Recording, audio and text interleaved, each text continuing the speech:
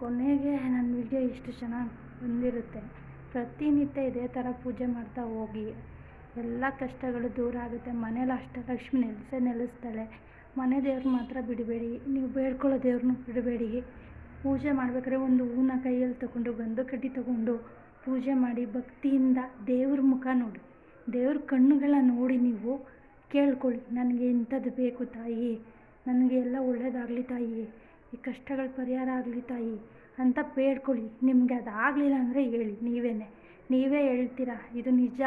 ಇದನ್ನೆಲ್ಲ ನಮ್ಮಮ್ಮ ನಮ್ಮಪ್ಪನೇ ನಮ್ಗೆ ಹೇಳ್ಕೊಟ್ಟಿರೋದು, ಬೇರೆ ಯಾರು ಹೇಳಿಲ್ಲ. ಶಾಸ್ತ್ರ ಹೇಳೋರು ಅವ್ರು ಹೇಳಿದ್ದು ಇವ್ರು ಹೇಳಿದ್ದು ಯಾರನ್ನೂ ಕೇಳಬೇಡಿ.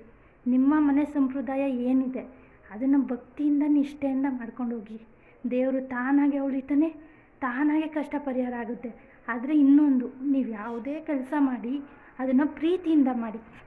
ನಾನು ಮನೆ ಕೆಲಸನೇ ಮಾಡ್ಬೋದು, ರೋಡ್ ಕಸನೇ ಗುಡಿಸ್ಬೋದು, ಏನೇ ಮಾಡ್ಬೋದು.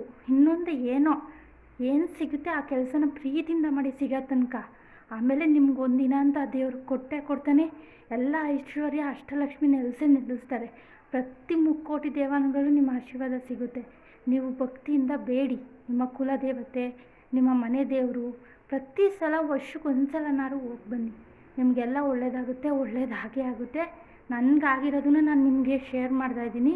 ನೀವು 4 ಜನಕ್ಕೆ ಶೇರ್ ಮಾಡಿ. ಹಾಗೆ ನನ್ನ ಯೂಟ್ಯೂಬ್ ಚಾನಲ್ನ ಸಬ್ಸ್ಕ್ರೈಬ್ ಮಾಡ್ಕೊಳ್ಳಿ. ನನಗೂ ಹೆಚ್ಚು ಪ್ರೋತ್ಸಾಹ ಕೊಡಿ ಇದೇ ರೀತಿ ಯೂಟ್ಯೂಬ್ ಮಾಡೋಕ್ಕೆ. ನನ್ನ ಹತ್ರ ಎಡಿಟಿಂಗ್ ಅದೆಲ್ಲ ಮಾಡೋಕ್ಕೆ ಗೊತ್ತಿಲ್ಲ. ಯೂಟ್ಯೂಬ್ ವೀಡಿಯೋ ನೋಡಿ ನಾನು ಇಷ್ಟಿಷ್ಟು ಮಾಡ್ತಾಯಿದ್ದೀನಿ. ನನಗೆ ಪ್ರೋತ್ಸಾಹ ಕೊಡಿ. Thank you.